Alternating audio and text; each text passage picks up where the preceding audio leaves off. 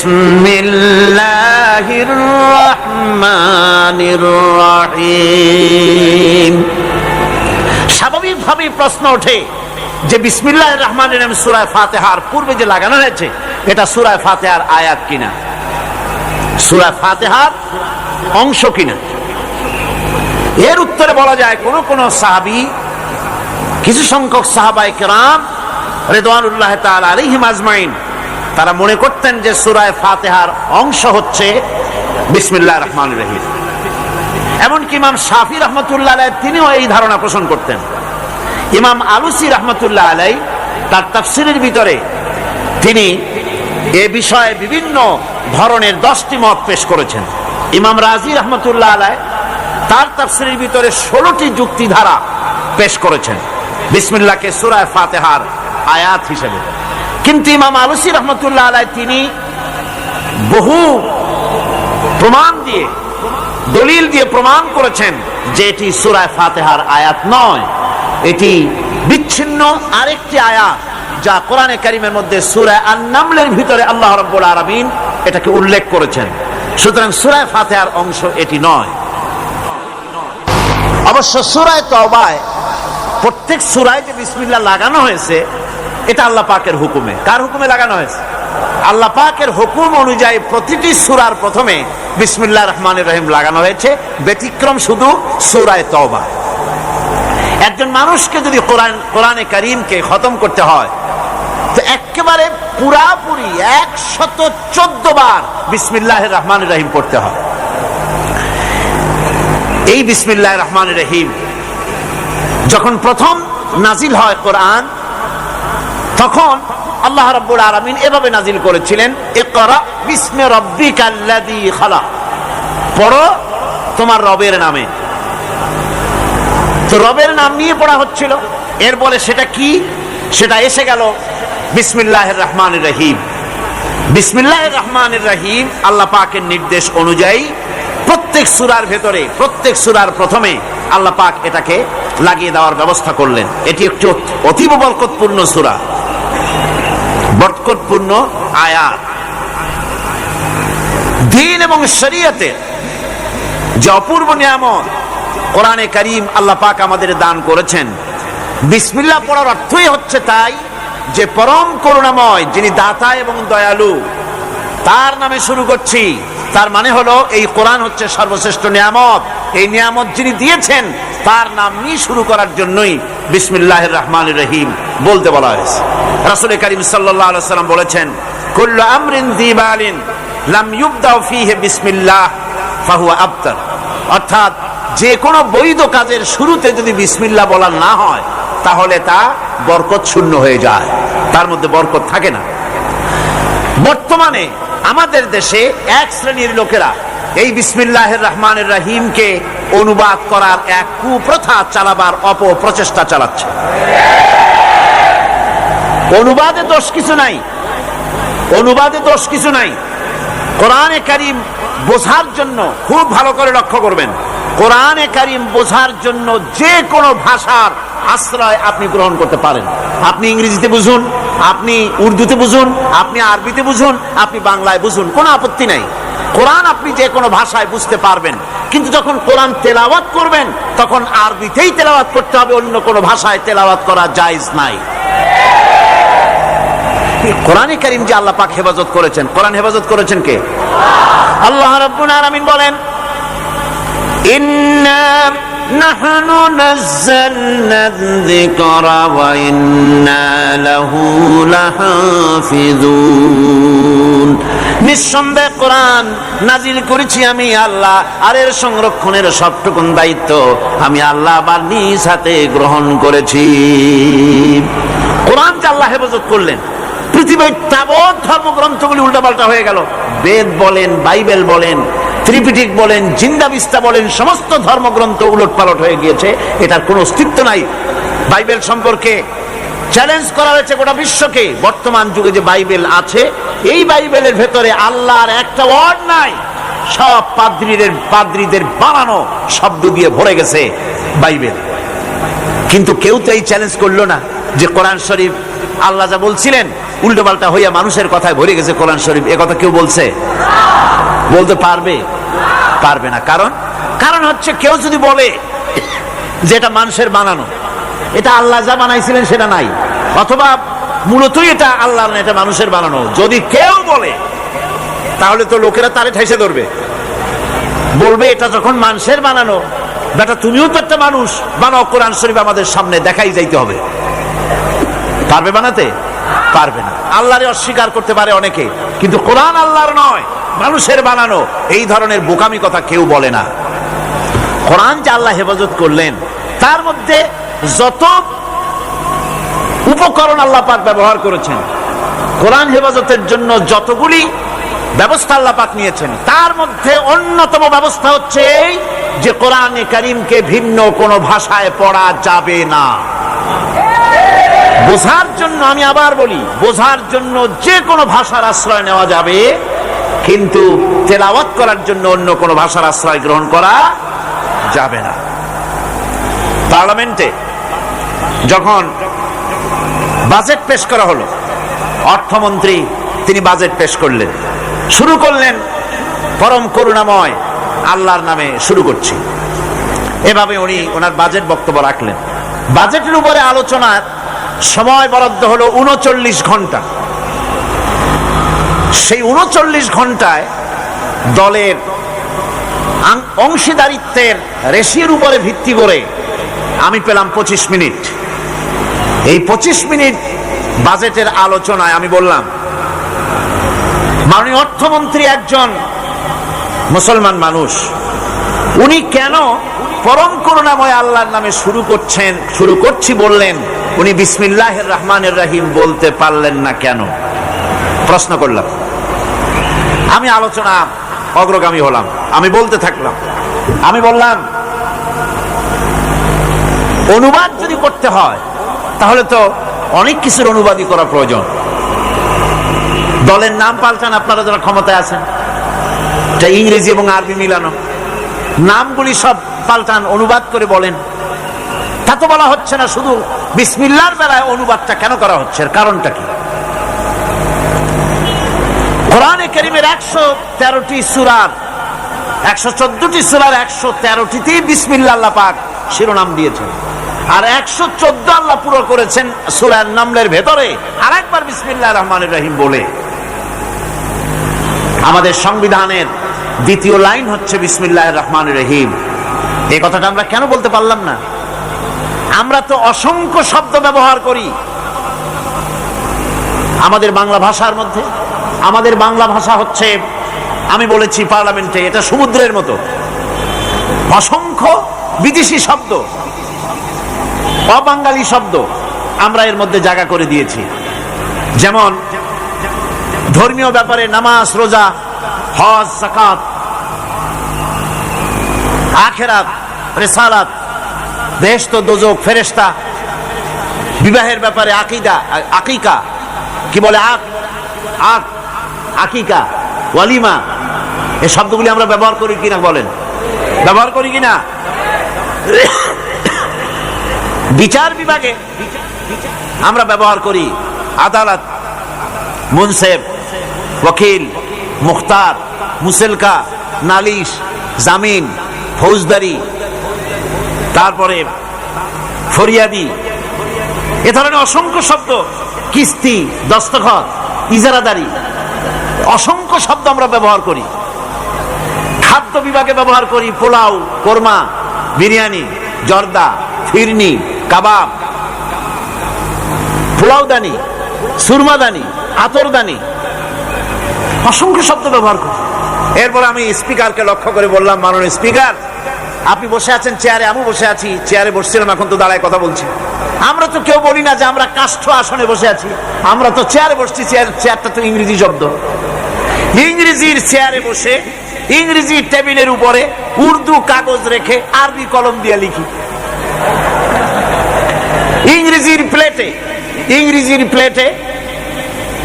প্লেটে ভাত খাই, ইংরেজি গ্লাসে পানি খাই, ইংরেজি কাপ পিসে তার ভিতরে চা রেখে এরপরে আমরা চা খাই, চা পান করি, গ্লাসের মধ্যে উর্দু পানি রেখে সেই পানি আমরা পান করি। এগুলির তো আমরা বাংলা তালাশ করি না, আবার তালাশটাও উর্দু শব্দ। এত অসংখ্য শব্দ আমরা ব্যবহার করি বাংলা ভাষার মধ্যে, তার কোনোদিন প্রশ্ন উঠল না এটাকে অনুবাদ করা। অথচ আমরা আজ দুর্ভাগ্যজনক সত্য যে বিসমিল্লাহির রহমানির রহিম বুক ফুলায় বলতে পারছি না, এক শ্রেণীর লোকেরা বলতে পারছি না। আপনারা বিশ্বাস করুন, 786 দিয়ে আমাদের দেশে বিসমিল্লাহ বুঝানো হয়, হয় না? চিঠিপত্রে লেখে 786, আবজদ, যতই আবজদ হোক। আপনারা বিশ্বাস করুন, 10 লক্ষ বার যদি 786 কেউ লেখে, একবার বিসমিল্লাহ বলার সমান হবে না। কারণ হচ্ছে বিসমিল্লাহির রহমানির রহিম এর মধ্যে অক্ষর আছে কয়টা? 19টা। কয়টা অক্ষর আছে? আল্লাহর নবী বলেছেন প্রত্যেক অক্ষরে অক্ষরে আল্লাহ রাব্বুল আলামিন 10 করে নেকি আমলনামায় লিখে দিবেন। কেউ যদি বিসমিল্লাহ পড়ে, বিসমিল্লাহির রহমানির রহিম যদি একবার পড়ে, তার আমলনামায় সঙ্গে সঙ্গে 190টি নেকি লেখা হয়ে যায়। পরম করুণাময় আল্লাহর নামে শুরু করছি, লিখলে কি অক্ষরে অক্ষরে এরকম 10 নেকি পাওয়া যাবে? যাবে না। সুতরাং দুর্ভাগ্যজনক ভাবে যে অনুবাদ শুরু হয়েছে, এই অনুবাদ করে পড়ার মধ্যে শঙ্কা আছে, সাহস নাই, সংকীর্ণতা আছে, উদারতা নাই, এর ভেতরে দীনতা আছে, ঐশ্বর্য নাই, এর ভেতরে রাজনীতি আছে, ধর্ম নাই, এর ভিতরে অন্ধ অনুকরণ আছে, নেতৃত্ব নাই, এর ভেতরে পরাজয়ের গ্লানি আছে, বিজয়ের আনন্দ নাই, এর ভেতরে কপাল পোড়ার লক্ষণ আছে, বরকতের মোটেই সম্ভাবনা নাই। সুতরাং বিসমিল্লাহ মনে রাখতে হবে, প্রত্যেকটি ব্যক্তিকে স্মরণ রাখতে হবে। বিসমিল্লাহর আমদানি এদেশে কোন নেতা নেত্রীর বদৌলতে আমদানি হয়নি। বিসমিল্লাহ আমদানি করেছেন আল্লাহ রাব্বুল ইজ্জাতুল জালাল। বিসমিল্লাহ হচ্ছে গোটা জাতির মুসলিম উম্মত কলিজার সাথে জড়িত বিসমিল্লাহির রহমানির রহিম।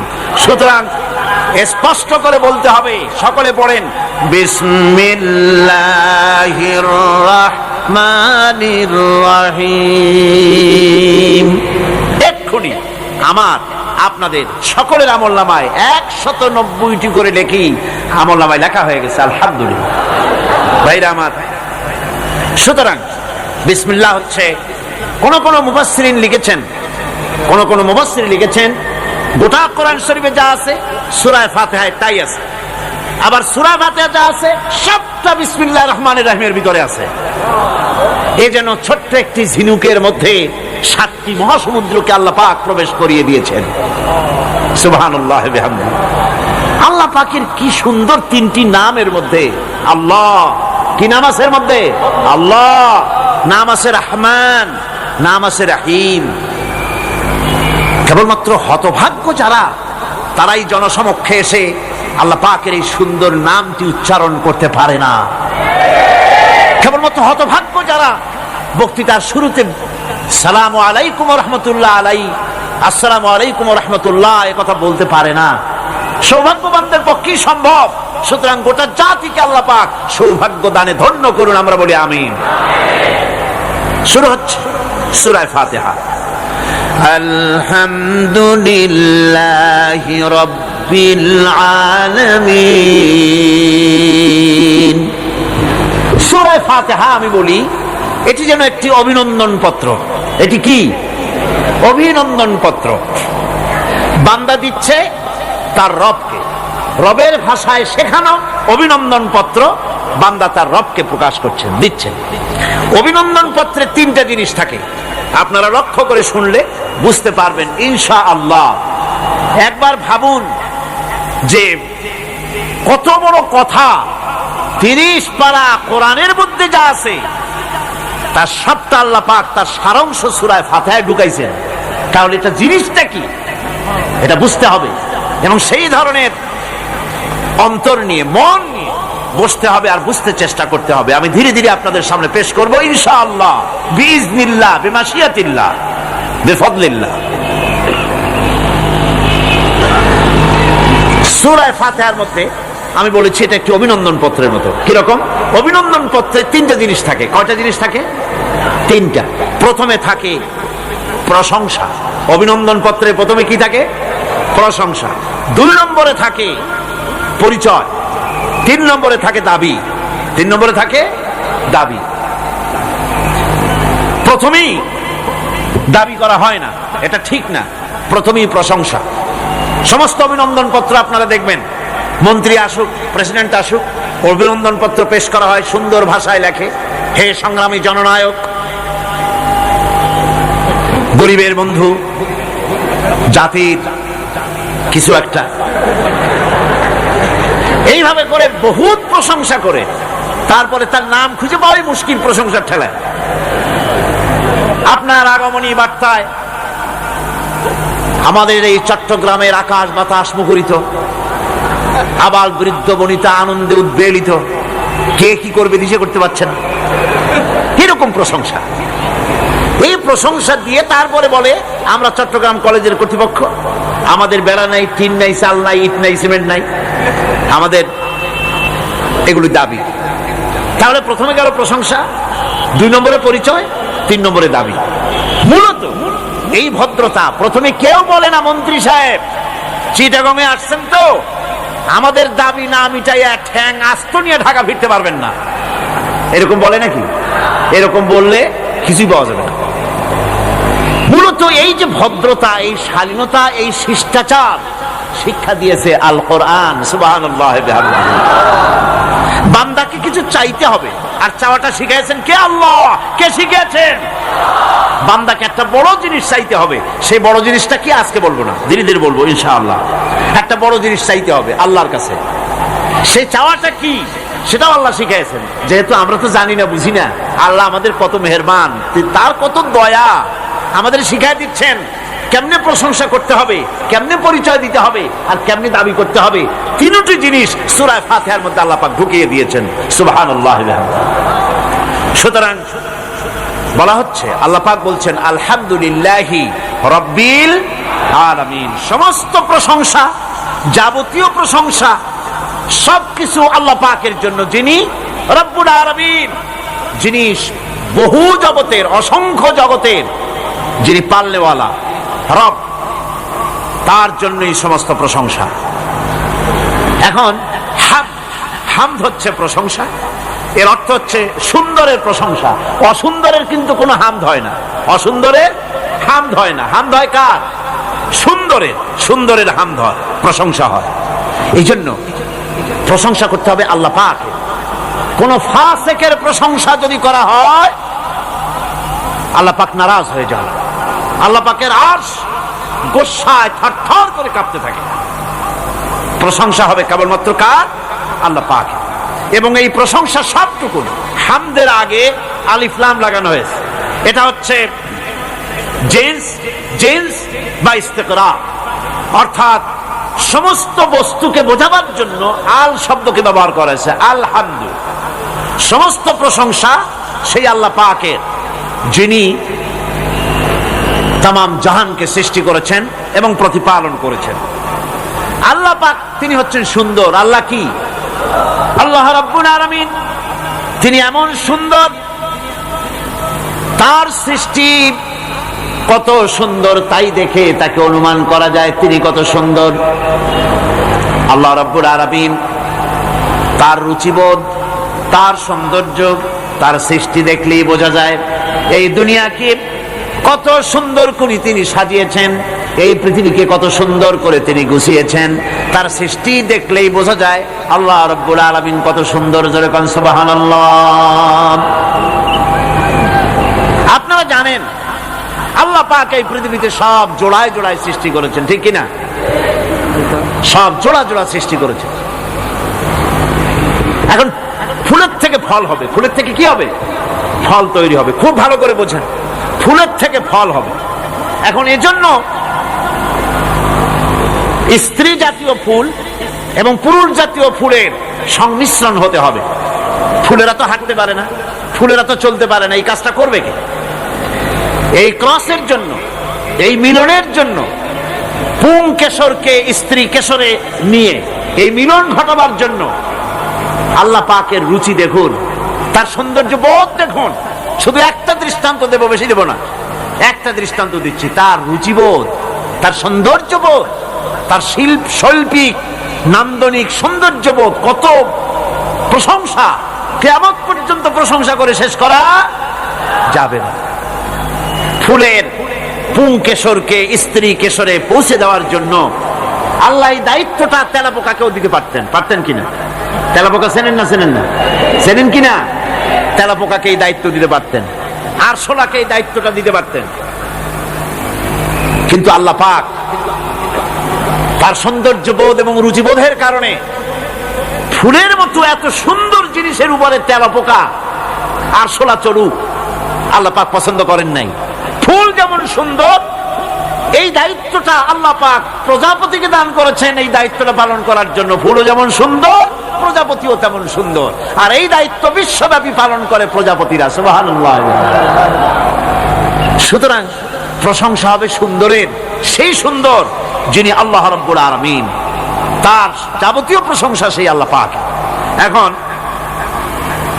মানুষের জন্য আল্লাহকে চেনার পথ কি? আলহামদুলিল্লাহ। প্রশংসা করছি কার? আল্লাহর। জোরে বলেন সকলে, কার করছি? আল্লাহ পাকের প্রশংসা করছি। আল্লাহকে চেনার পথ কি? সৃষ্টি, আল্লাহকে, সৃষ্টি যদি স্রষ্টাকে চিনতে চায়, মানুষ যদি আল্লাহ রাব্বুল আলামিনকে জানতে চায়, চিনতে চায়, তার পদ্ধতি হচ্ছে তার সৃষ্টিকে জানা। তার সৃষ্টির মাধ্যমেই তাকে চেনা যাবে। আল্লাহ পাক বলেন, আল্লাযীনা ইয়াযকুরুনাল্লাহা কিয়ামান ওয়া কুউদান ওয়া আলা জুনুবিহিম ওয়া ইয়াতাফাক্কারুনা ফী খালকিস সামাওয়াতি ওয়াল আরদ রব্বানা মা খালাকতা হাযা বাতিলা সুবহানাকা ফাকিনা আযাবান নার। আল্লাযীনা ইয়াযকুরুনাল্লাহা কিয়ামান ওয়া কুউদান ওয়া আলা জুনুবিহিম, যারা দাঁড়িয়ে, বসে, শুয়ে, এক কথায় সর্বাবস্থায় যারা আল্লাহ পাককে স্মরণ করে, তার আকাশ এবং জমিন সৃষ্টির ব্যাপারে চিন্তা ভাবনা করে, রাত এবং দিনের পরিবর্তনের চিন্তা করে, তার সৃষ্টি নৈপুণ্যতা নিয়ে যারা গবেষণা করে, তারাই হচ্ছে আল্লাহ পাকের খাঁটি বান্দা। একজন সত্যানুসন্ধানী। চোখের সামনে যখন নিখিল বিশ্বের অনুপরমাণু থেকে শুরু করে সূর্য, চন্দ্র, গ্রহ, নক্ষত্র, বিশাল আকাশ পর্যন্ত, গাছপালা, তরুলতা, সমুদ্র, মহাসমুদ্র, পশু পক্ষী ইত্যাদি যখন তার নজরে পড়ে, তখন একজন সত্যের অনুসারী ব্যক্তি, একজন সত্যের অনুসন্ধানী ব্যক্তি, তার মুখ থেকে বেসাক্তা স্বতঃস্ফূর্ত ভাবে নিজের অজান্তে মুখ থেকে যে শব্দটা বেরোয়, সে শব্দটা হচ্ছে আলহামদুলিল্লাহি রাব্বিল আলামিন। সমস্ত প্রশংসা হচ্ছে ওই আল্লাহ পাকের, যিনি এগুলিকে সৃষ্টি করেছেন। আর তিনি কোনো কিছু কি বেকার সৃষ্টি করেন নাই, খামোখা সৃষ্টি করেন নাই। প্রত্যেকটির পেছনে রয়েছে বিরাট বিরাট উদ্দেশ্য। এখানে মানুষের সবচাইতে বড় ভ্রান্তি, মানুষের সবচাইতে বড় ভুল, সেটা হলো এই, দুর্ভাগ্যজনক ভাবে সকল সৌন্দর্যের মহাশিল্পী আল্লাহ পাককে মানুষ ভুলে যায়। তারা প্রশংসা করে নদীর, প্রশংসা করে নারীর, নারীর অঙ্গ প্রত্যঙ্গ নিয়ে তারা কবিতা লেখে, নারীর সৌন্দর্য নিয়ে কবিতা লেখে, সাহিত্য রচনা করে, সূর্য নিয়ে, চন্দ্র নিয়ে, চাঁদের মায়াবী জ্যোৎস্না নিয়ে, এর সুন্দর সুষমা নিয়ে কবিতা লেখে, প্রজাপতির রং দিয়ে গান তৈরি করে, ফুলের সৌন্দর্য এবং তার সৌরভ দেখে মানুষ পাগল হয়ে যায়। এগুলির পিছনে গান, সাহিত্য ইত্যাদি কবিতা রচনা করে। কিন্তু এই সৌন্দর্য যিনি সৃষ্টি করেছেন সে আল্লাহ পাককে বেমালুম ভুলে যায়। সেই জন্যে স্রষ্টার প্রশংসা করতে হবে। আল্লাহ পাক শিখাচ্ছেন, শুরুতেই শিখাচ্ছেন, আলহামদুলিল্লাহি রাব্বিল আলামিন। পড়েন সবাই, আলহামদুলিল্লাহি রাব্বিল আলামিন। এখানে আল্লাহ, প্রশংসা কার বলুন? কার? আল্লাহ নয়, আল্লাহ। আল্লাহ পাকের প্রশংসা। আল্লাহ হচ্ছে ইসমে জাত। আল্লাহ কি? ইসমে জাত। কোন ধরনের অনুবাদ দিয়ে আল্লাহ শব্দের ব্যাখ্যা বুঝানো যাবে না। আল্লাহ এটাকে যদি সৃষ্টিকর্তা লেখা হয় তাহলে আল্লাহ শব্দের হক আদায় হবে? সৃষ্টিকর্তা বলতে তো বুঝাই যায়, তা তো আছে খালেক, সৃষ্টিকর্তা। এই জন্য আল্লাহ পাকের একটা সিফাতি নাম আছে না? সে নাম কি? খালেক। আল্লাহ এটাকে কোনো অনুবাদ দিয়ে সৃষ্টিকর্তা বলে বোঝানো যাবে না। আল্লাহ হচ্ছেন এমন, পৃথিবীতে যত ধর্মের লোকেরা তাদের স্রষ্টাকে ডাকে, কেউ বলে ভগবান, কেউ বলে ঈশ্বর, কেউ বলে পরমেশ্বর, কেউ বলে বিধাতা, কেউ বলে গড, কেউ বলে জিহোবা। বলেন এরকম? কথা না বললে বুঝি কি বলে? এর প্রত্যেকটি শব্দের প্রতিশব্দে স্ত্রীলিঙ্গে অন্য শব্দ আসবে। ভগবান বললে কি হবে? ভগবতী। ঈশ্বর বললে ঈশ্বরী। পরমেশ্বর বললে পরমেশ্বরী। বিধাতা বললে বিধাত্রী। গড বললে গডেজ আসবে। এখন গড আরো বেকায়দা। গডটারে যদি উল্টায় দেন এমন সর্বনাশ হবে যা বলার মতো না। আর এই শব্দ দিয়েও বোঝার উপায় নাই যে তারা কি বলতে চায়। শব্দকে খণ্ডিত যদি করা হয় তাও বোঝা যাবে না যে কি বলতে চায়। অথচ আল্লাহ পাক হচ্ছেন, আল্লাহ পাকের নাম হচ্ছে এমন একটি নাম, আমাকে যদি কেউ বলে যে অন্য কোনো ব্যাখ্যা চাই না, আল্লাহ দিয়ে আল্লাহরে বুঝায় দেন, তো আল্লাহ দিয়ে আল্লাহরে বুঝানো যাবে। এরকম কোরআনে কারিমের মধ্যে আল্লাহ আয়াতে কারিমা সেট করে রেখেছেন। সুবহানাল্লাহ। যদি আপনারা বলেন আমাকে যে আল্লাহ দিয়ে আল্লাহর পরিচয় করায় দেন, তো আমি বলবো আল্লাহ রাব্বুল আলামিন কোরআনে কারিমের মধ্যে বলেছেন আল্লাহু লা ইলাহা ইল্লা হুয়াল হাইয়ুল কাইয়্যুম। কোন সূরায় আছে? কোন আয়াতে? আয়াতুল কুরসি। পড়তে ইচ্ছা করে না? পড়েন আমার সাথে। আল্লাহু লা ইলাহা ইল্লা হুয়াল হাইয়ুল কাইয়্যুম। আল্লাহ হচ্ছেন তিনি যিনি ছাড়া কোনো উপাস্য নাই, কোনো ইলাহা নাই, কোনো মাবুদ নাই, যিনি ছাড়া আর কোনো ইবাদতের মালিক নাই, আর যিনি হচ্ছেন সদা জাগ্রত চিরঞ্জীব, সার্বভৌমত্বের একচ্ছত্র মালিক, যিনি সদা জাগ্রত চিরঞ্জীব, তিনি হচ্ছেন আল্লাহ। এখন কেউ যদি বলেন আল্লাহ অক্ষর কি, এক একটা অক্ষর বাদ দিয়া আল্লাহরে চিনায় দেন, তাও চিনানো যাবে। আল্লাহর প্রথম অক্ষর যদি বাদ দেন কি থাকবে? কোরআনে কারীম বলছে তা দিয়েও বোঝা যাবে। লিল্লাহি মা ফিস সামাওয়াতি ওয়া মা ফিল আরদ।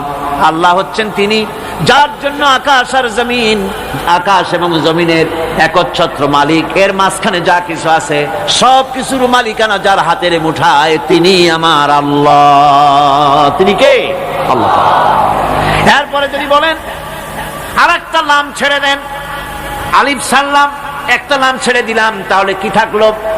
লাহ থাকলো, দুইটা অক্ষর থাকলো লাহু। এই লাহু দিয়েও আল্লাহ রাব্বুল আলামিনের সিফাতকে, তার গুণকে বোঝা যাবে। লাহু মাকালিদুস সামাওয়াতি ওয়াল আরদ। আল্লাহ পাক বলেন আসমান এবং জমিনের রিজকের চাবিকাঠি আল্লাহ পাকের হাতে, যাকে খুশি তিনি পর্যাপ্ত রিজেক দান করেন। কেউ যদি বলেন লামটাও ভালায় দেন, লামটাও ছেড়ে দেন, দিলাম নাম একটা ছেড়ে, থাকলো কি? একটা অক্ষর থাকলো হু। এই হু দিয়ে আমার আল্লাহরে চেনা যাবে। ওয়া হুয়াল গফুরুল ওয়াদুদুল আরশিল মাজিদ ফাআলুল লিমা ইউরিদ। আমার আল্লাহ হচ্ছেন তিনি যিনি ক্ষমাশীল, যিনি দয়াবান, যিনি বান্দাকে মহব্বত করেন, যিনি হচ্ছেন আরশে আসিমের মালিক। যা তিনি হচ্ছেন সেই মহান সত্তা যিনি যা খুশি তাই করতে পারেন। সুতরাং আল্লাহ হচ্ছেন এমন এক লফজ, এমন এক নাম, এমন এক ইসমে জাত যার কোনো বিকল্প নাই, যা অনুবাদ করে আল্লাহকে স্রষ্টা বললে এটা সারবে না, সৃষ্টিকর্তা বললে সারবে না। আল্লাহ পাকের নামের বিরাট বিশাল ব্যাপক অর্থ রয়েছে। সুতরাং আল্লাহকে আল্লাহই বলতে হবে। আল্লাহকে কি বলতে হবে? আল্লাহ আল্লাহ আল্লাহ।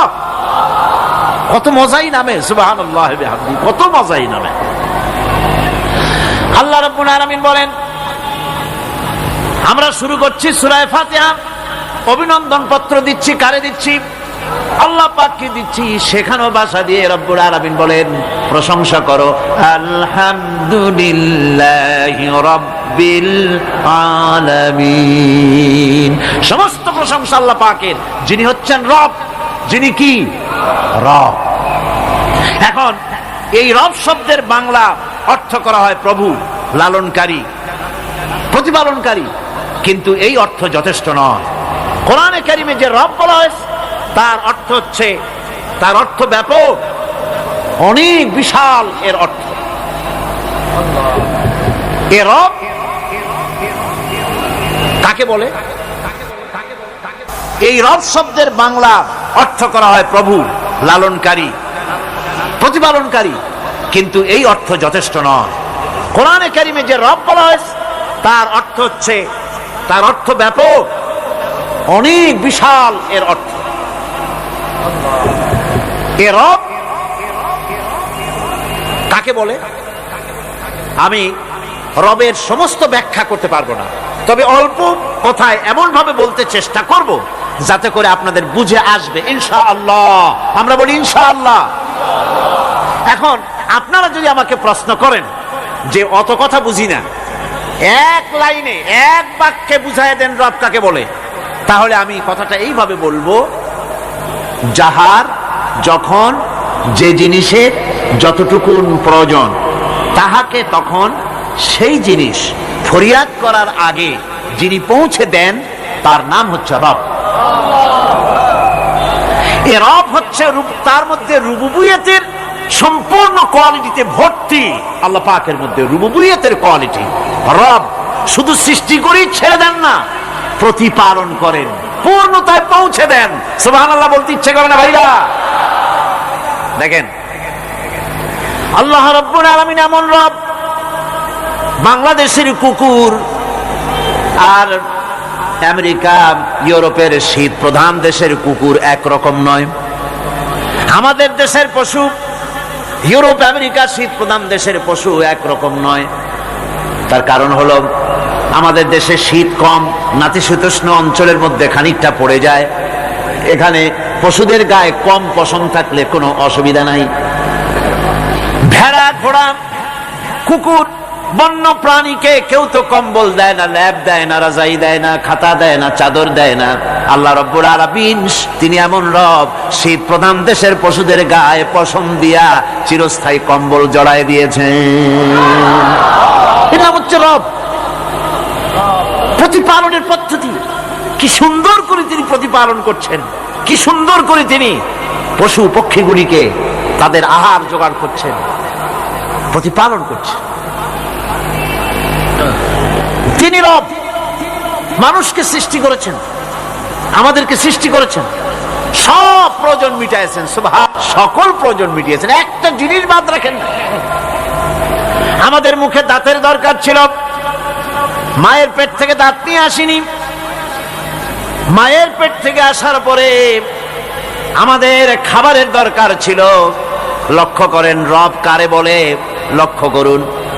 মায়ের পেটের মধ্যে যখন ছিলাম ওখানে কোনো রোগের জীবাণু ঢুকতে পারে নাই। ফি করারিম মাকিন, একটি সুরক্ষিত জায়গায় আল্লাহ রাব্বুল আলামিন বাচ্চাকে রেখেছেন, যেখানে কোনো সর্দি হবে না, জ্বর হবে না, সর্দি হবে না, ব্রঙ্কাইটিস হবে না, ডায়াবেটিস হবে না, প্রেসার হবে না। মায়ের পেটের মধ্যে বাচ্চাকে এমন জায়গায় আল্লাহ যত্ন করে রেখেছেন। এই বাচ্চা যখন মায়ের পেট থেকে বেরিয়ে এলো তখন তার পরিবেশ অত্যন্ত খারাপ। এখানে পলিউশন আছে, এখানে কার্বন ডাই অক্সাইড আছে, এখানে বিষাক্ত হাওয়া আছে, এখানে দূষিত আবহাওয়া রয়েছে।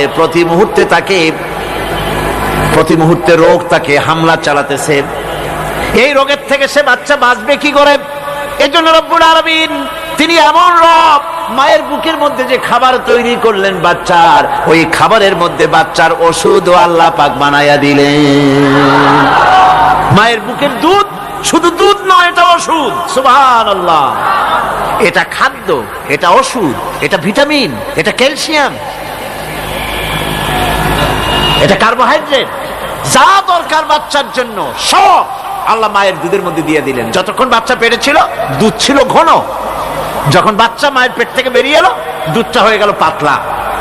এই পাতলা দুধটা খাবে, ওষুধ আছে এর মধ্যে, ভিটামিন আছে, খাইতে যেন বিস্বাদ না হয় একটু মিষ্টি দিয়ে দিলেন আল্লাহ, যাতে বাচ্চা মুখ ফিরায় না নেয়, সেজন্য খাইতে চায়। তারপরে যখন বাচ্চার হাড্ডি খেতে হবে, মাছ খেতে হবে, গোশত খেতে হবে, দুধের আর দরকার নাই, তার শরীরের ভিতরে রেজিস্ট্যান্স, রোগ প্রতিরোধক শক্তি তৈরি হয়েছে, এখন আরো ভালো খাবার দরকার। আল্লাহ রাব্বুল আলামিন মায়ের দুধকে শুকায় দিলেন, চুষলো আর পাওয়া যাবে না, দুধ শুকায় গেছে, এখন বাইরের খাবার খেতে হবে। আসছিল যখন মুখে দাঁত ছিল না, বাইরে যখন এলো দাঁতের যখন দরকার হলো, কোন আল্লাহর বান্দা কি আল্লাহর কাছে দরখাস্ত করেছেন যে আল্লাহ আমার কয়েকখান দাঁত দাও, দাঁত ছাড়া আমি চাবাই কেমন? এই সবগুলি দাঁত কে সেট করে দিলেন? রব্বুল আলামিন দাঁতগুলিকে সেট করে দিলেন, মুখের মধ্যে দাঁত এসে গেল। আল্লাহ রব্বুল আলামিন শরীরটাকে সাজিয়ে গুছিয়ে, হিউম্যান বায়োলজি যাকে বলা হয়, এই শরীরকে যে সুন্দর করে আল্লাহ পাক তৈরি করলেন বলে শেষ করা যাবে না, কত সুন্দর করে আল্লাহ পাক বানিয়েছেন। আপনার মাথার ভিতরে সেল তৈরি করা হলো, ব্রেন তৈরি করা হলো। এই ব্রেনটা শুকনা জায়গায় রাখা হয় নাই, শুকনা জায়গার মধ্যে ব্রেনটা যদি থাকতো, নড়াচড়া করে আপনার ব্রেনের যে টেকনোলজি আল্লাহ পাক ইউজ করেছেন সেটা অসুবিধাগ্রস্ত হতো। এই জন্য ক্রিম যেভাবে পানির মধ্যে ভাসা থাকে, পানির মধ্যে ভাসমান ক্রিম মাখন যেভাবে রাখা হয়, সামান্য পানির মতো করে এর ভিতরে ব্রেনটাকে রাখা হয়েছে। এই ব্রেনের ভিতরে, ব্রেন হচ্ছে পৃথিবীতে কম্পিউটার, আজকের শ্রেষ্ঠ আবিষ্কার। কিন্তু মানুষের মাথায় যে কম্পিউটার আল্লাহ পাক দান করেছেন, এই কম্পিউটারের সামনে দুনিয়ার কম্পিউটার এতিম। এবার লন্ডন গিয়েছিলাম, প্রত্যেক বছর 1.5 মাস 2 মাস সময় পাই, কিন্তু আপনারা দোয়া করেছেন এখন পার্লামেন্টে সময় দিতে হয় বেশি, বিদেশের সফর কমে গিয়েছে। 10 দিনের জন্য গিয়েছিলাম, ওরা আমাকে একটা ডায়েরি দিল, সেই ডায়েরিটার ভিতরে ডিজিটাল ডায়েরি, এই ডায়েরির মধ্যে তারা বলল যে এরকম, এই যে কাগজটা আপনারা দেখতে পাচ্ছেন, এই রকমের কাগজের 10 লক্ষ পাতা লিখতে যত কাগজ লাগে, এরকমের 10 লক্ষ পাতার লেখা ছোট্ট এই ডায়েরিটার মধ্যে ঢুকাই দেওয়া যায়, 10,000 টেলিফোন নাম্বারের মেমোরিতে তুলে দেওয়া যায়।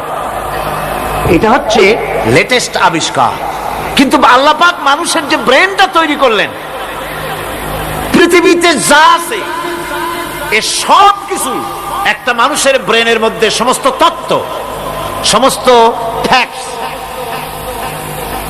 ফ্যাক্টস মানুষের মেমোরির ভিতরে ঢুকাবার পরেও আরো লক্ষ লক্ষ জায়গা বাকি থেকে যাবে, শূন্য থেকে যাবে, যা পূরণ হওয়ার নয়।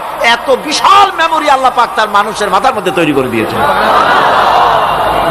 সুবহানাল্লাহ বিহামদি। দেখুন অবস্থাটা কি, আল্লাহ তার মানুষকে কিভাবে, রব তাকে বলে, রব কারে বলে? সুবহানাল্লাহ বিহামদি।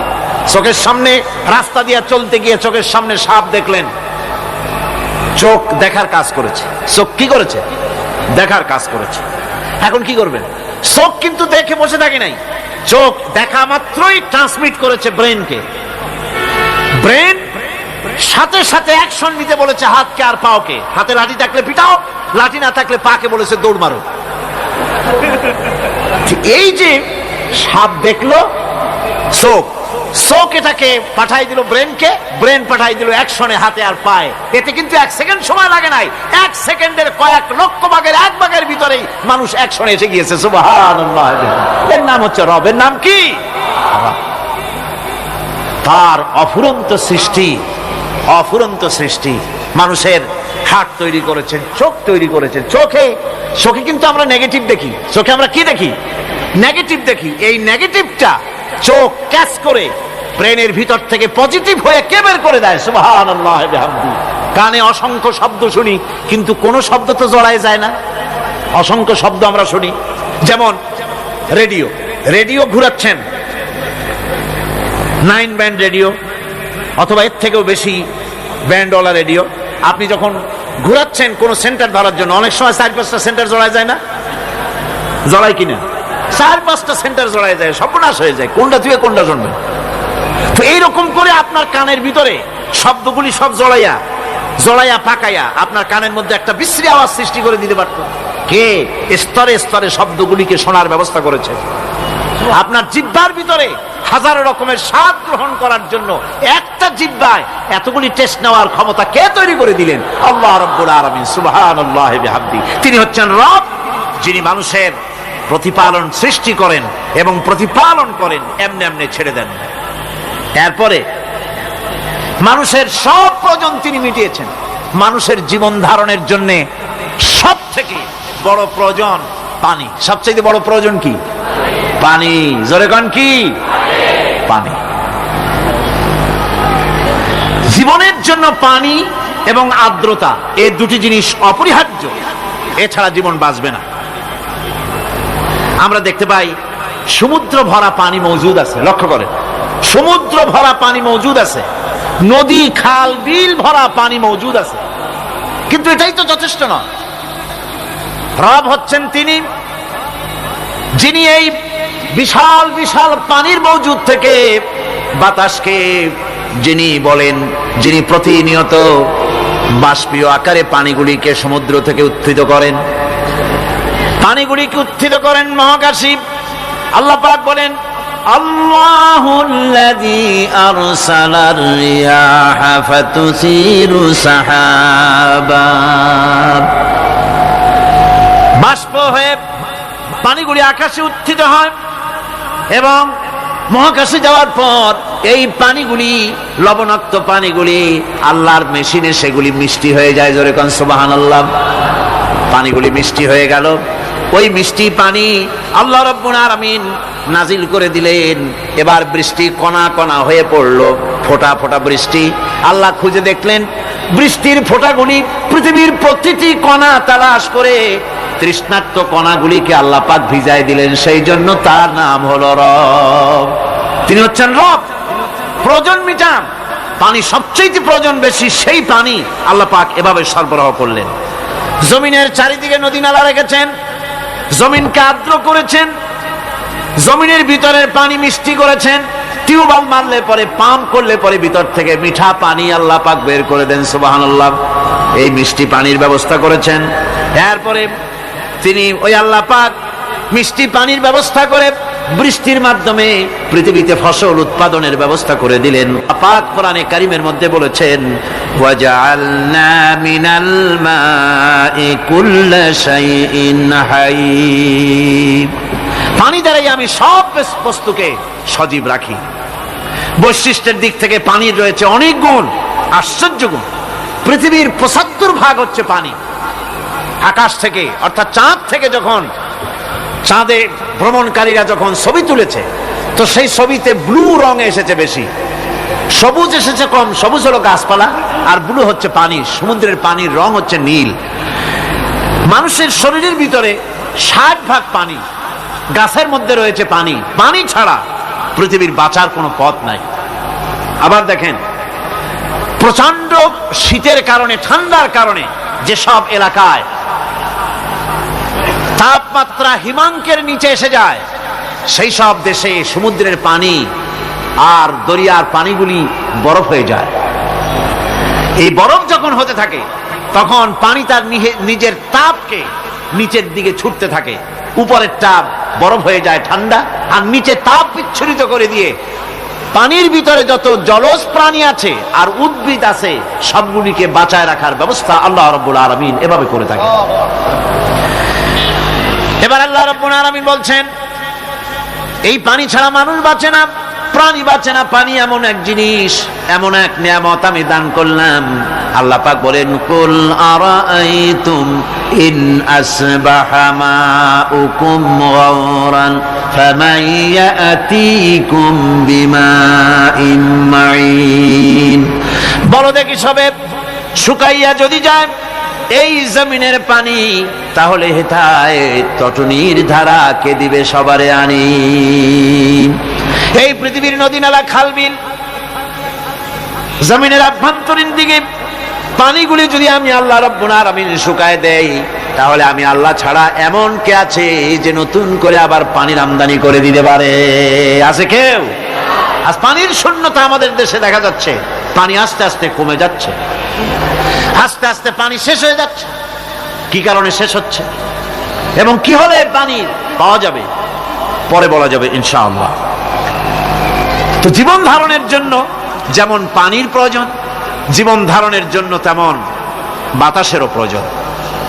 পানি ছাড়া তো কিছু সময় চলতে পারে, পানি এবং খাদ্য ছাড়া কিছু সময় চলতে পারে, কিন্তু বাতাস ছাড়া তো এক মুহূর্ত চলে না, ঠিক কিনা?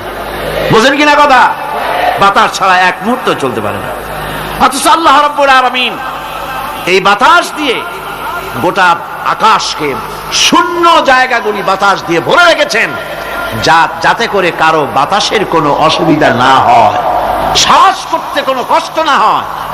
প্রাণী জগৎকে বাতাস দিয়ে বাঁচিয়ে রাখার জন্য আল্লাহ পাক মহাশূন্যকে এভাবে সব এলাকা বাতাস দিয়ে ভরে রেখেছেন। এই জন্য তার নাম হচ্ছে রব। এটাই হচ্ছে রুবুবিয়তের নমুনা।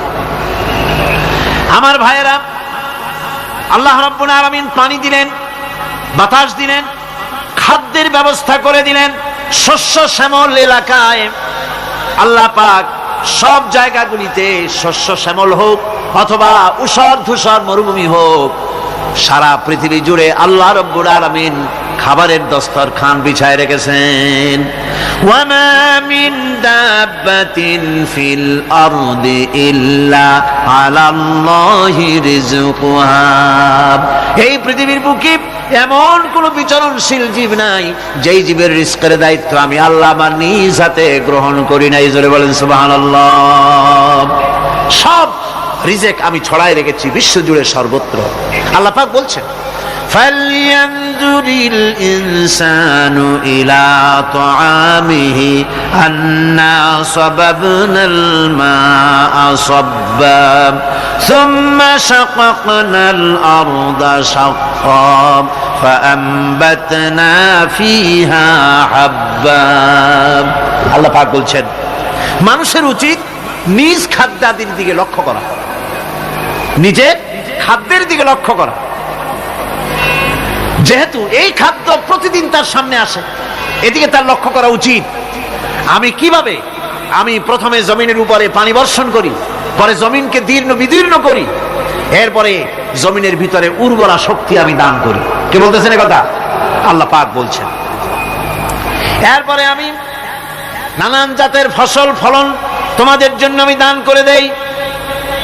খাদ্যের দিকে নজর করতেই জন্য আল্লাহ পাক বলেছেন, মানুষ চতুর্দিক থেকে তো চোখ ফিরাতে পারে, মুখ ফিরাতে পারে, কিন্তু খাদ্যের দিকে তার নজর করতেই হয়।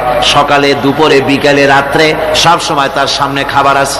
আল্লাহ পাক বলেন, খাবারের দিকে একটু নজর করো, কেমন ভাবে কি সুন্দর করে খাবারগুলি তৈরি করে দিয়েছি, শুরু কিভাবে হলো, পরিপক্ক কিভাবে হলো, সেদিকে তোমরা লক্ষ্য করো। সে লক্ষ্য তো করা নাই, সমানে খায়, বিসমিল্লাহ বলেন, আলহামদুলিল্লাহ বলেন, পাইকারি দরে খাইতেই থাকে। আল্লাহ পাক বলছেন, খাদ্যাদির দিকে লক্ষ্য করো। এই যে চাউল তোমরা খাচ্ছ, আটা খাচ্ছ, গম খাচ্ছ, মাছ খাচ্ছ, গোশ খাচ্ছ, তাম পৃথিবীর সমস্ত বিজ্ঞানীরা একত্রিত হয়ে একটা চাউল বানাইতে পারবে? জোরে কোন পারবে? না পারবে। পারবে প্লাস্টিকের চাউল খাবে আর কলেরা হয়ে মরবে। পৃথিবীর সমস্ত বিজ্ঞানীরা একত্রিত হয়ে একটি চাউল বানাতে পারবে না, একটা ডিম বানাতে পারবে না। পারবে একটা ডিম বানাতে? পারবে না। বিজ্ঞানীদের প্রশংসা আমরা করি, হ্যাঁ করি, বিজ্ঞানীরা অনেক কিছু বিশ্বকে উপহার দিয়েছে, কিন্তু মূল রবের কাছে আমরা যাই না, তাকে চিনতেও পারি না, সেখানে যাই না। বিজ্ঞানীরা কি করেছে? আল্লাহর বানানো জিনিসগুলি তারা ডিজাইন করেছে। ডিজাইন করতে তো নিষেধ নাই, আর ডিজাইন করাই যায়, সৃষ্টি করতে পারে না। বিজ্ঞানীরা সৃষ্টি করে নাই, ডিজাইন করেছে। কিরকম? আল্লাহ পাক চাউল তৈরি করেছেন। চাউল তৈরি করেছে কে? বলেন না সবাই। এখন আপনারা সেই চাউল দিয়ে পিঠা বানান, পায়েস বানান, সেই চাউল দিয়ে ভাপা পিঠা, আরো কি যেন খায় চট্টগ্রামে রস দিয়া, ওটাকে কি কয়? দই পিঠা নাকি? ধোঁয়া পিঠা। সেইভাবে করে আপনি ডিজাইন তৈরি করছেন। আটা দিচ্ছে, আল্লাহ পাক আটা তৈরি করেছেন, গম দিয়েছেন, এই আটা দিয়ে গোলগোল্লা তৈরি হচ্ছে, এর দ্বারা রুটি তৈরি হচ্ছে, এর দ্বারা অসংখ্য রকমের সিমাই টিমাই ইত্যাদি দিয়ে লাচ্ছা সিমাই, নানান রকমের সিমাই আপনি ডিজাইন করেন, অসুবিধা নাই। আল্লাহর তৈরি করা কাঠ দিয়ে ফার্নিচার তৈরি হচ্ছে, টেবিল হচ্ছে, চেয়ার হচ্ছে, গোষ্ঠী শুদ্ধ হচ্ছে। আল্লাহর তৈরি করা লোহা দিয়া মাইক হচ্ছে, স্ট্যান্ড গান হচ্ছে, ব্রেন গান হচ্ছে, তারপরে প্লেন হচ্ছে। তাহলে আমি বলতে চাইলাম, বুঝাতে চাইলাম, সমস্ত জিনিস এর স্রষ্টা কে? জোরে বলেন কে? বিজ্ঞান শুধু এগুলিকে এক জায়গায় করে অ্যাসেম্বল করেছে, এগুলিকে এক জায়গায় করে এক একটা রূপ দিয়েছে।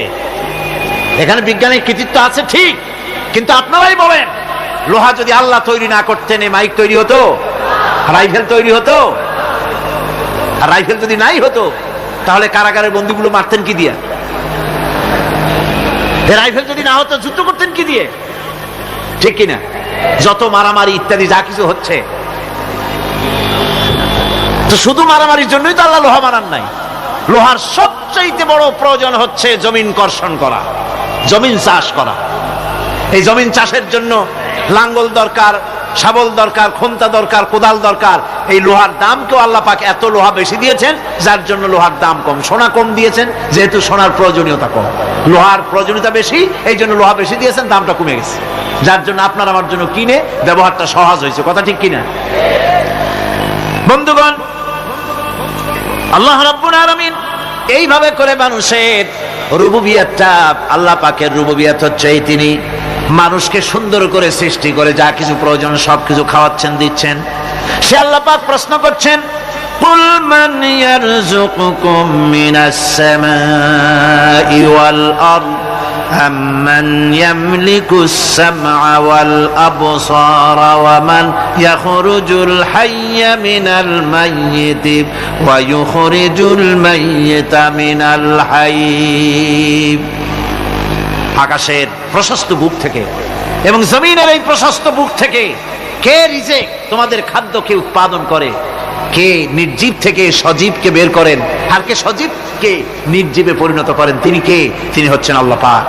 আল্লাহ পাক বলছেন, এই প্রশ্ন যদি তাদেরকে করা হয় তো তারা কি বলবে? আল্লাহ পাক বলেন, ওয়ামান ইউদাব্বিরুল আমরা ফাসায়াকুলুনা আল্লাহ ফাকুল আফালা তাত্তাকুন। হে নবী, এদেরকে প্রশ্ন করুন। এদেরকে যদি প্রশ্ন করা হয় এই পৃথিবীর সুন্দর পরিচালনা পদ্ধতি কে করেন, তাহলে তারা এক কথায় বলবে, নিজের থেকেই বলবে আল্লাহ। কে করছেন সবকিছু? আল্লাহ। আল্লাহ পাক বলেন, নবী তাহলে তাদেরকে বলেন, এ কথা জানার পর, এ কথা বোঝার পরেও কেন তারা ঔদাসীন্যতা দেখাচ্ছে? কেন তারা গাফিল হয়ে যাচ্ছে? কেন তারা আল্লাহ পাককে ভয় করে তার পথের অনুসারী হচ্ছে না? যে আল্লাহ রাব্বুল আলামিন এত কিছু করছেন, তিনি তার পরিচয় সম্পর্কে বলে দিচ্ছেন, ফাযালিকুমুল্লাহু রাব্বুকুমুল হক ফামাযা বা'দাল হক ইল্লাদ দালাল। নিশ্চয়ই এসবের মূলে রয়েছেন তোমাদের রব, আমাদের আল্লাহ, আমাদের রব।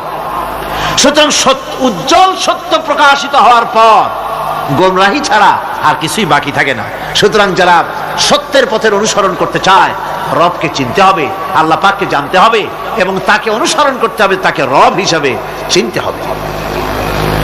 আমার বন্ধুগণ, এটা হচ্ছে সেই রুবুবিয়ত ইলাহি যার দিকে হযরত মুসা আলাইহিস সালাম ইঙ্গিত করেছিলেন ফিরআউন যখন তাকে প্রশ্ন করেছিলেন, ফামান রাব্বুকুমা ইয়া মুসা। হে মুসা, তোমাদের দুজনের রব কে? তোমাদের রব, তোমাদের প্রভু কে?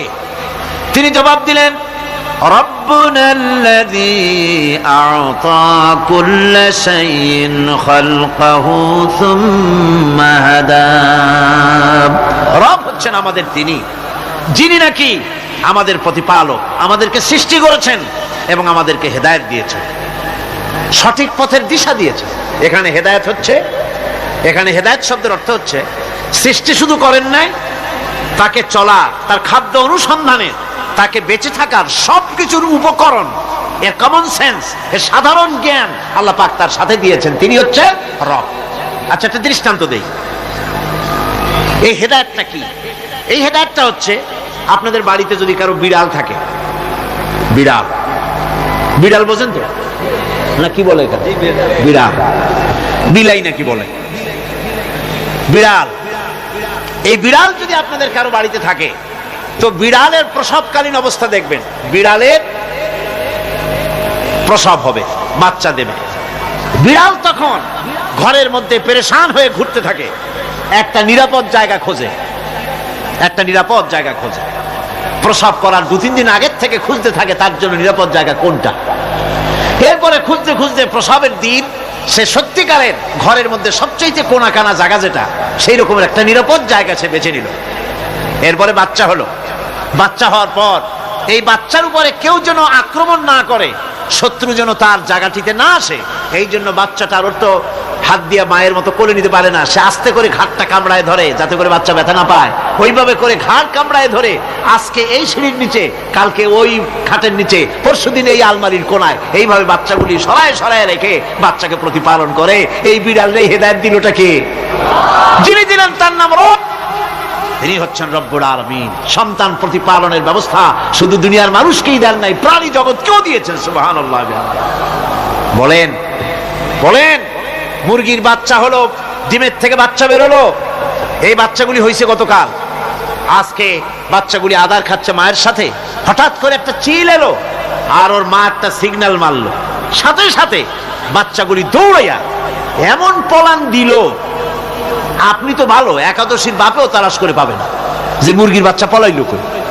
এখন ওই বাচ্চাটিকে এই সিগন্যাল সম্পর্কে কে অবহিত করলো যে এইরকম একটা আওয়াজ শুনলে এটা ভীতির আওয়াজ, এটা সাইরেন, এটা বিপদ সংকেত, এটা ডেঞ্জার সিগন্যাল, এটা শুনলে দেখলে তাড়াতাড়ি করে আত্মগোপন করবা। কে শিখাইলো? কে শিখাইলো? আল্লাহ পাক শিখাইছেন। এখন এক শ্রেণীর বুদ্ধিজীবী তারা আবার উল্টা কথা কয়। তারা বলে কি? তারা বলে যে মুরগি বাচ্চা, এই বাচ্চা যে দৌড় মারলো, এখানে আল্লাহ এইসব কিছু নাই, নাউযুবিল্লাহি মিন যালিক। তো এখানে কি আছে? কয় যে এখানে বিষয়টা হলো এই যে এই মুরগি আর মোরগ, ওর বাপ মা, এই দুজনের মধ্যে আছে চিলের ভয়, আছে শিয়ালের ভয়। ওই ভয় ওদের মধ্যে ছিল, এই মা বাপের ক্রসের মাধ্যমে বাচ্চা আসছে। কাজে ওই ভয়, বাপের যদি কোনো রোগ থাকে, মায়ের রোগ থাকে, তো এগুলি তো বাচ্চার মধ্যেও ঢোকে। তো ভয় হোক, সুখ হোক, দুঃখ হোক, এই অনুভূতি স্বাভাবিক প্রক্রিয়ার মাধ্যমে বাচ্চার মধ্যে ঢুকছে, আর সিল দেখে আওয়াজ শুনে সে আত্মগোপন করেছে। এইটা আমি পড়িয়া আমি আমার আলোচনা এক জায়গায় বললাম বুদ্ধিজীবীদের উদ্দেশ্যে, যদি সত্যি তাই হয়, মোরগ আর মুরগি মা বাবার মধ্যেই ভয় আছে বলে বাচ্চার মধ্যেই ভয় ঢুকছে, সেই জন্য সে আত্মগোপন করছে, তাহলে আবার মানুষের ব্যাপারে কথাটা আনি। মানুষেরা সাপের ভয় করে না মহব্বত করে?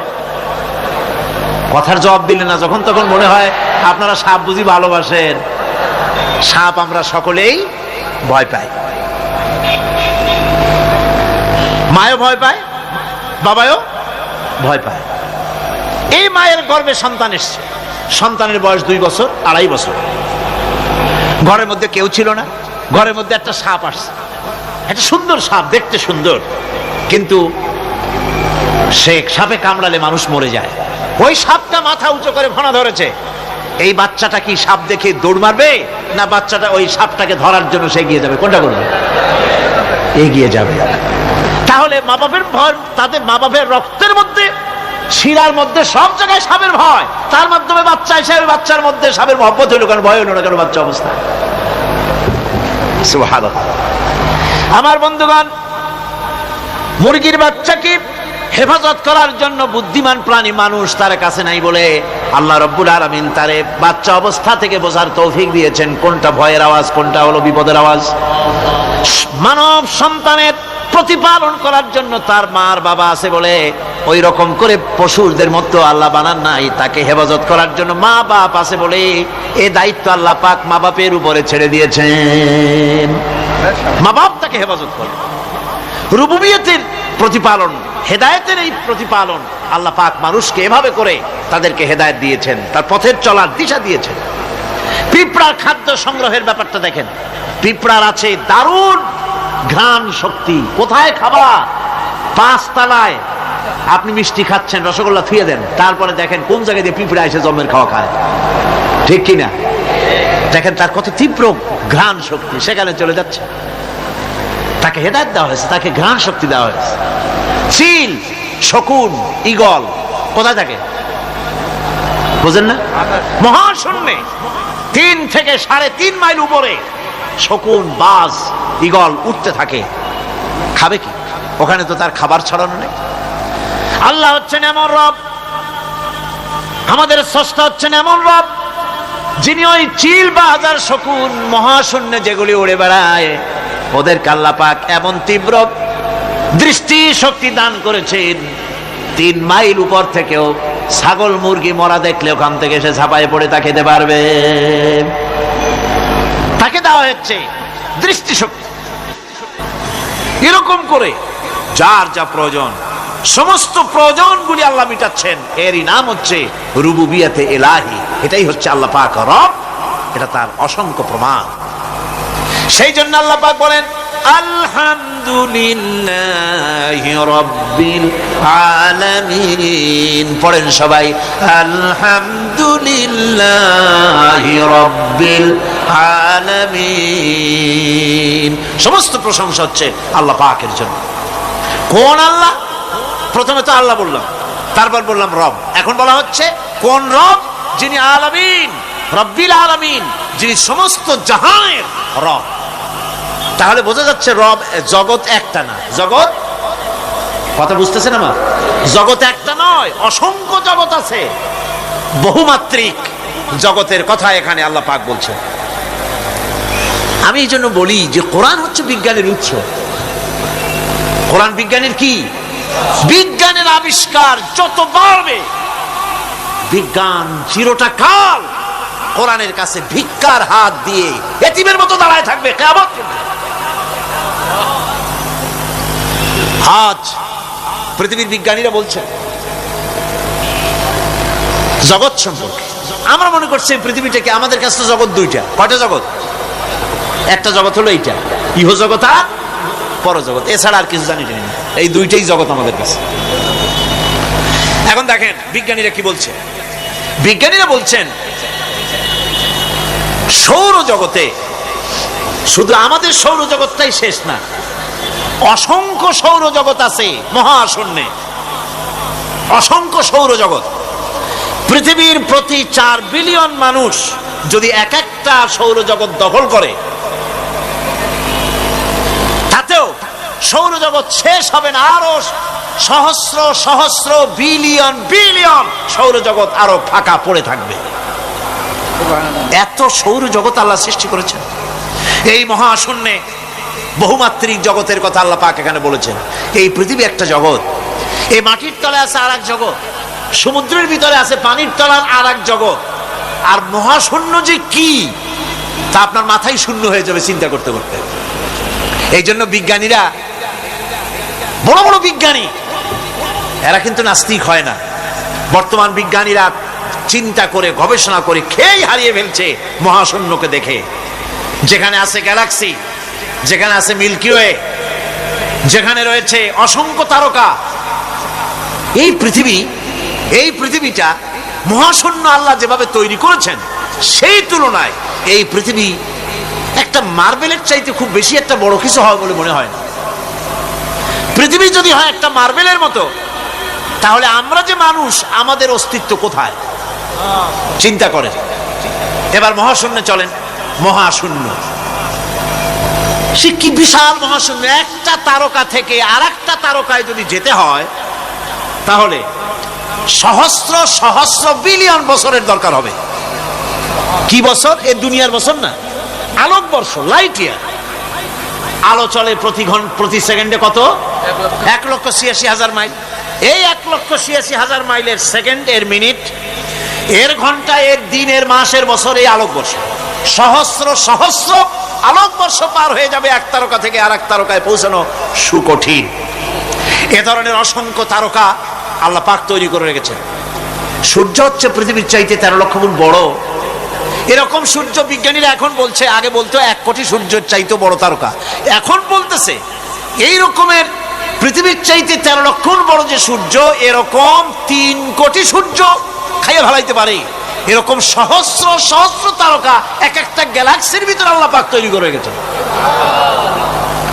এখন মনে হচ্ছে যে এই তারকাগুলি বড় না, এই তারকাগুলির চাইতে আবার বড় জিনিস কি?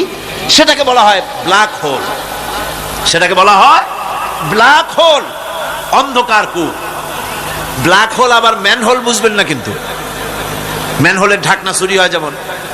তবে একটা দৃষ্টান্ত আপনি বুঝতে পারেন, রাস্তায় রাস্তায় যেমন অসংখ্য ম্যানহোল আছে, ওই রকম করে মহাশূন্যে অসংখ্য ব্ল্যাক হোল আছে, একটা দুইটা না, অসংখ্য। এই ব্ল্যাক হোল আবার দেখা যায় না, অদৃশ্য ব্ল্যাক হোল। এই ব্ল্যাক হোলগুলো কি?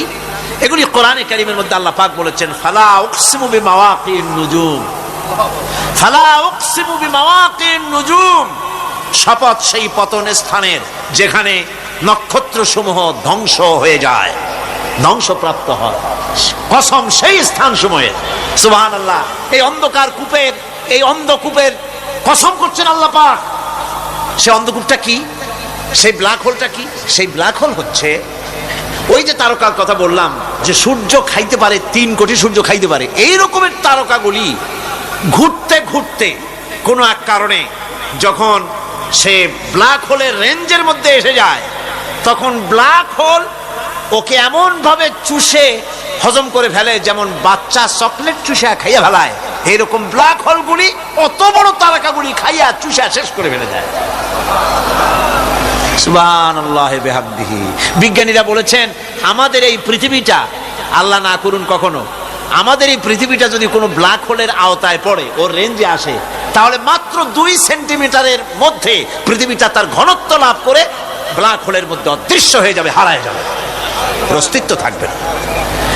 আল্লাহ পাক, আশ্চর্য লাগে আমার, বিজ্ঞানের বইপত্র যখন পড়ি আমার কাছে আশ্চর্য লাগে, 1400 বছর আগে নবী কোনো বিজ্ঞানাগারে পড়াশোনা করেন নাই, কোন সায়েন্স নিয়ে রিসার্চ করেন নাই, সেই নবীর মুখ থেকে এমন বিজ্ঞানময় কোরআন আল্লাহ বের করালেন, যে আজকের পৃথিবীর মডার্ন যুগের বিজ্ঞানীরা কোরআনের কাছে এতিম হয়ে দাঁড়ায় আছে। পৃথিবীর কোন বিজ্ঞানী বলতে পারবে না যে কোরআনে কারীমের অমুক আয়াতটা আনসাইন্টিফিক, এটা হাদিস আমাদের বিজ্ঞানের সাথে মিল খায় না, এমন কথা বলতে পারবে না। বরং কোরআন সার্টিফাই করবে তোমার এই বক্তব্য, তোমার এই থিওরি মোস্ট আনসাইন্টিফিক, কোরআন বলবে। ওরা বলতে পারবে না যে আয়াতটা আনসাইন্টিফিক। সুতরাং কোরআন হচ্ছে মহান বিজ্ঞানময়, কোরআন হচ্ছে আল্লাহ পাকের দেওয়া এক মহান বিধান, যে কোরআনের কারণে আল্লাহ পাক আমাদেরকে হেদায়েত দান করেছেন। সুতরাং এই কোরআন হচ্ছে, কোরআনের মধ্যে যা আছে, গোটা কোরআনে যা আছে সব সূরা ফাতিহায় আছে। সুবহানাল্লাহ বিহামদিহি। আল্লাহ পাক বলছেন, আলহামদুলিল্লাহি রাব্বিল আলামিন। মুহাব্বতের সাথে পড়েন সবাই, আলহামদুলিল্লাহি রাব্বিল আলামিন। সমস্ত প্রশংসা, যাবতীয় প্রশংসা সে আল্লাহ পাকের, যিনি তামাম জাহানের পালনেওয়ালা রব। ইনশাআল্লাহ বাকি কথা আগামীকাল বলবো ইনশাআল্লাহ। সকালে বলেন ইনশাআল্লাহ। মুনাজাতের জন্য দাঁড়ানো ভাইরা সব বসেন, যত লোক দাঁড়িয়ে আছেন সবাই বসেন। প্রথম দিনের মুনাজাত আল্লাহ পাকের দরবারে, সব বসেন, মহব্বতের সাথে বসেন, আর একটু জিকির করেন, লা ইলাহা ইল্লাল্লাহ। আল্লাহুম্মা আমিন। রব্বানা যালামনা أنفسنا وإن لم تغفر لنا وترحمنا لنكونن من الخاسرين ربنا لا تزغ قلوبنا بعد إذ هديتنا وهب لنا من لدنك رحمة إنك أنت الوهاب হায় আল্লাহ তাআলা, এই বিশাল জনসমুদ্র নিয়ে তোমার দরবারে হাত তুলেছি। কোরআনে কারীমের তাফসীরের মাহফিল আজকের এই প্রথম দিবসে তোমার কোরআন থেকে যে আলোচনা আমরা করেছি, এতে তুমি দয়া করে যে সওয়াব দিয়েছো, মেহেরবানি করে সওয়াবটুকুন রাসূল করিম সাল্লাল্লাহু আলাইহি ওয়াসাল্লামের রূহ মুবারকে পৌঁছায় দাও।